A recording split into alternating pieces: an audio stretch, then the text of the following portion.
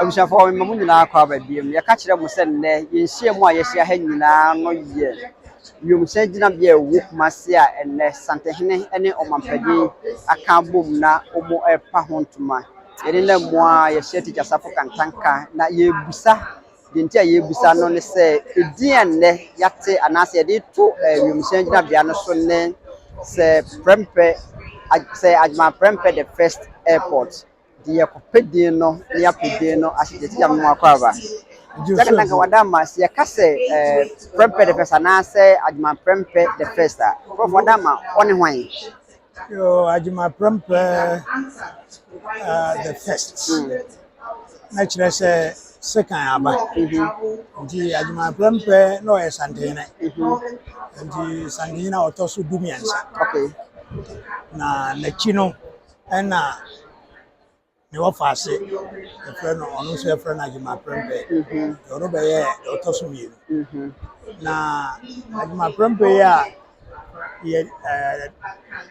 nananum ene aban akontra bom se edin no ye mfanto so no enyi na ye no enkai no eye obi a obo modin pa wo na hinim ajuma prempe nanka ode osetutu kwakudia otoso miansa ne wofa ebedi ade ne ono we kwakudia the first ena ne nua pani bedi ade ne fro kwakudia the second ena ono nso ba ne fro kwakudia the third kwakudia otoso miansa ena osesan di ebeye prempe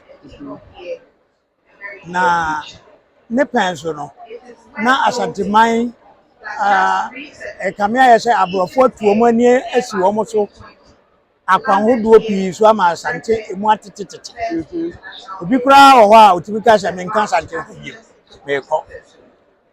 na prempe bae na ne maame so na ye sante hema ne maame e friend ye cha one prempe e ka omuti bo mu prempe no bae no emfie dunsia 16 years Jene maame ana born chidom ana kuma se anhemfo ne santeman hemfo na ta na chi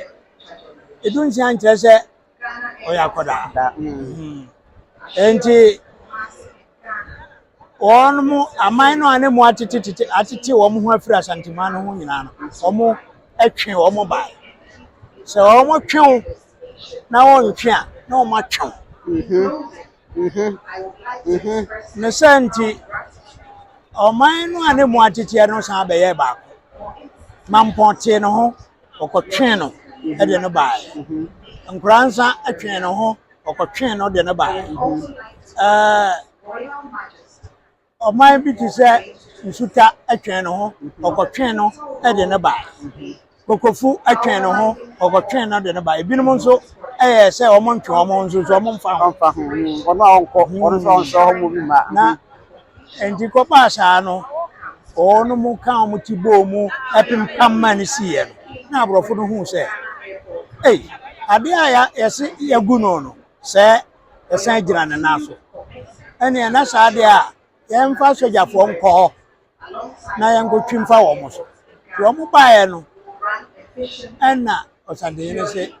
prempe nene maame se dabi yanko mumfa yanko na munya ya santimanto ono mo kire wo mo de wo mo cause de wo mo do mbakuro no ono mo nya santimana anto ho mo sa kire ehemfo akese se mampo hene se ofiso hene se ya yankwanta adanse ene de kika ho okofu ankasa omo chi omo na je so mana na ya bo no